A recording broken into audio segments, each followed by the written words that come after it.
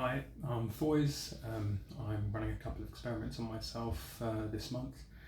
This video is actually a re-upload because the previous video I did on my phone and one of the mics is cut out, so the audio was only coming through the right hand side, so I thought I'd redo it properly this time. Anyway, just to quickly go over what the experiments are, there's two experiments that I'm doing. One is a long-term water fast. That's a proper fast, which means not a juice fast or anything like that, 0 calories. The only things you can really drink on it are black tea, black coffee or green tea. These do have a tiny amount of calories in them, but the green tea, which is what I'm going to be drinking, only has 1 calorie per 100 grams. And you know, that's negligible. You put like half a teaspoon in to make a cup, so you're talking like 5% of 1 calorie, so it's generally considered to be negligible for the purposes of water fasting amongst people who do it, you know. And the other experiment is a green tea experiment, actually. So obviously loads of people know that green tea is healthy, but I think a lot of people don't realise that you actually have to drink quite a lot of it to get the purported health benefits. And by quite a lot I mean 4 or 5 cups a day, which I don't think many people are drinking that much green tea. I know in the UK people drink a lot of regular tea, but that's with like milk and sugar in, so you know, it's not really the same thing. But yeah, green tea you have to drink quite a lot. So because I'm a bigger dude, I'm going to be drinking 6 cups of green tea, which I'm going to be just drinking cold brewed in my sports bottle when I go to the gym. And that's the other thing that I'm going to be doing, is I'm going to be going to the gym every day and doing 10,000 steps or something similar or something equivalent every day at least. As well as a bunch of mobility work. Not much strength work. I might do a little bit of deadlifts or something like that, but not a proper strength workout or anything, just because I don't think I think it will just be too much with long-term fasting plus doing all the cardio.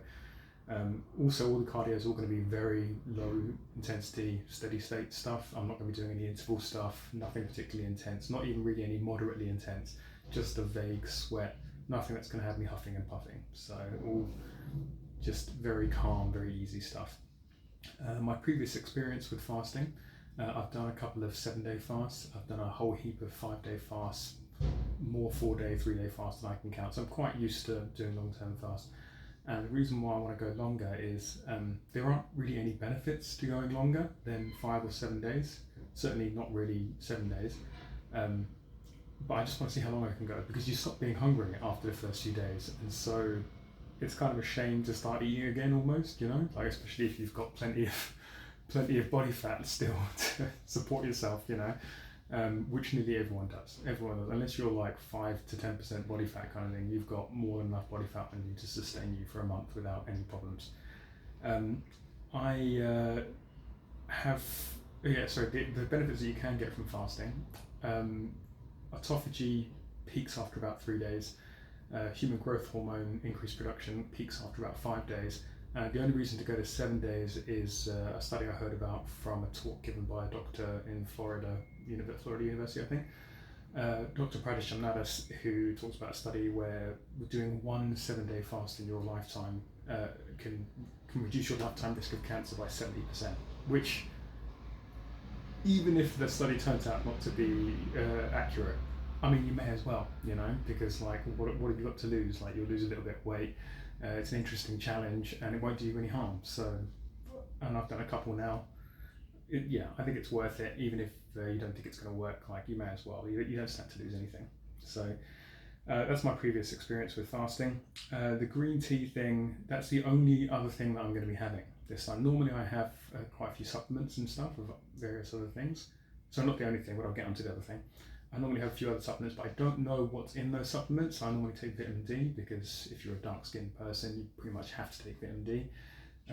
It's hard for us to get it from the sun. Not so easy as it is for white people or Chinese people or just general light-skinned people. And especially if we're out in the sun longer, we just get darker, so it gets even harder for us to take on vitamin D. But the vitamin D supplements that I take is suspended in some kind of oil, which I think probably has fats in it. Looks like it does. And the other tablets, like magnesium tablets, various other things, I don't know if they've got sugar or anything that might have calories in them, so I'm going to be having none of those, but I will be having a electrolyte drink that I've got from bulk supplements. You can get them from anywhere though, and that's just got like your magnesium, calcium, sodium, silica and a few other potassium, a few other things in there. You can just do fasting with salt, as long as it's good quality salt, like sea salt or Himalayan pink salt. But I think that's just mostly sodium. It will have other things in there, but not quite to the same degree that an electrolyte drink is. So I am going to be having an electrolyte drink, but that's calorie free, rather than the salt this time, because the salt just gets a bit boring. It's also not that pleasant, especially long term. But if you don't want to buy that and you want to try this, you can just do it with salt as well, as long as it's good quality mineral salt. The only other supplements that I'm going to be having, other than the green tea and the electrolyte drink, is yohimbine. Yohimbine's, you can Google it. It's a fairly well-known supplement for increased fat loss, but particularly visceral fat loss. I know you can't spot target fat loss or whatever, but visceral fat, there are a couple of different types of fat in visceral fat. Well, actually 3 different types, I guess.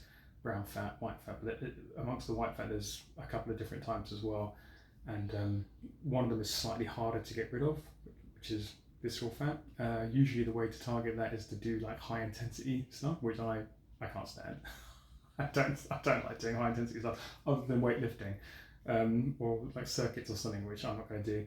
So yohimbine can just help, so long as it only helps for like an hour or so whilst you're doing some cardio. And it also is negated as soon as you eat any food. So since I'm on this fast, it's a good idea. I thought it'd be a good idea to cane the yohimbine as well. You can just Google that if you want to find out more information about yohimbine. Stats. So I'm a 6'4" male. I've got a previous history of lifting. I have been lifting quite heavy in the past, but I haven't lifted properly in a long time. I've gotten a lot smaller. I've gotten a lot weaker. But I'm putting the lifting on a back burner because I just don't need to do it at the moment. I want to focus on the weight loss and the fasting challenge and the green tea experiment, and I think that's fine for now. I started on Tuesday the 1st of November.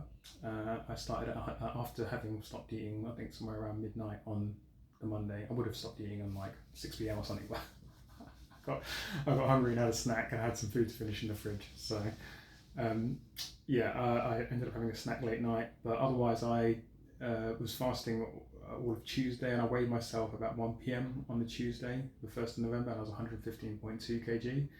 And then yesterday I weighed myself the second day of the fast, and I was already down to 113.4, so that was a 1.8 kilo weight loss. Having done, I think, about 3,400 calories or something, according to my watch at the gym.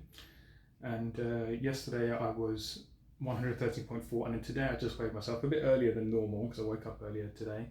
But about 8 a.m, 8:30 a.m, I was 111.5 kg, so I was 1.9 kg down, so even more than the previous day, down to 111.5, and I think I was down to just having spent a bit more calories at the gym. I did about 4,200 calories at the gym yesterday, according to my watch. A lot of you might be thinking that's like a heap of calories, but you've got to bear in mind that I'm a very large man. Just my general, if I just lie in bed all day, I'll still burn 2,800 calories, like way more than a lot of people. So that's just something to bear in mind. It's not as much as it might sound. Okay, predictions. So the last couple of 7-day fasts, I lost between 5 and 7 kg. Most of which was water weight, so I reckon I'll lose 2 to 3 kilograms per additional week after that, or about 700 to 800 grams potentially per day. It really depends on how I go with my basal metabolic rate and how that drops. So if I manage to go longer than this time, which I expect I will because I've done weeks before and it's been absolutely fine, I expect to be around 109 at the end of the first week, and then maybe 106 by the end of the second week. And if by some miracle I get another week done, then 103, and obviously 100 kg by the end of the month. If I continue though, which I don't think I will, probably stop after 3 if I manage to make it there, but we'll see how I feel. But the 100 is probably wishful thinking because, as I say, my BMR will go down as I lose weight, and I'll have to sort of keep the activity up, which might become more difficult, but I don't know, I'll see. The electrolyte drink's been working a lot better for me this time than the salt that I've had before. In the past, I have had a little bit of cramps, a little bit, just feeling a bit logy. It's the best way I can describe it. The electrolyte drink seems to have really helped. And most people always say it's generally if you feel bad on a long fast, it's just an electrolyte imbalance. So I'm hoping that that's going to keep me sound this time. Like I said, I'm a couple of days in now, feel absolutely fine. I'm going to head to the gym in a bit. And the other thing I'm doing as well this month is just doing a lot of mobility work as well. So not much strength, as a few deadlifts maybe, but mostly just very low cardio, very low state cardio, steady state cardio, and yeah, some mobility work and the fasting. And I'll be tracking everything on my Garmin watch that my brother gave me. It's not the most accurate, but it will be consistent at least. I mean, like it's reasonably accurate. I do have a more accurate heart monitor thing, but it doesn't have the same battery life, and I just can't be asked to. I can't be bothered to wear two devices, kind of thing. The scales will tell me what I need to know in the end, but I will let you know, track everything, and let you know how I'm going calorie wise and what I think's happening to my metabolic rate. Just a quick note about metabolic rate, because like my metabolic rate is going to go down, my basal metabolic rate is going to go down as I lose weight. You get a lot of people who sort of blame their weight, whether it's overweight or underweight, on their metabolism. So you get a lot of skinny people saying, "Oh, I've just got a really fast metabolism," or you get a lot of fat people saying, "Oh, I've just got a really slow metabolism." Like that's not correct, man. That just shows a fundamental misunderstanding of how metabolism works, right? Bigger people will have higher metabolism, even if it's just that you're fatter and not necessarily bigger muscle-wise. Like, if you have more mass to move around, you will burn more energy over the course of the day. That's just simple physics, man. So you will have a higher metabolic rate, and smaller people will have, and thinner people will have a slower metabolism, because they just, it's your body mass that requires all that energy, right? So don't think that if you're particularly underweight or particularly overweight, if it's got anything to do with your metabolism. Your metabolism is pretty much just a factor of how much muscle and how much body mass you're carrying. Muscle is more active than fat, obviously, so that burns more calories. So the same weight person with more muscle than fat will burn more calories. But even if you have more fat, like say the same person, two people with the same amount of muscle mass, but one of them has more fat as well, the person with more fat will burn more calories and have a higher metabolism, because carrying that extra weight around just requires you to have more energy. If you think about putting on a 20-kilo backpack at the beginning of the day and spending your whole day walking around, you will burn more calories than if you didn't have that 20-kilo backpack on. So that's just something to think about. Yeah, anyway, I'm waffled on for way too long. I'll keep you updated with how this goes. I apologise for the really boring background, but yeah, I'm recording this on my tablet. Because my phone mic doesn't work, and my tablet's set up in my bedroom, and I can't be bothered to move it. So, all right, bye.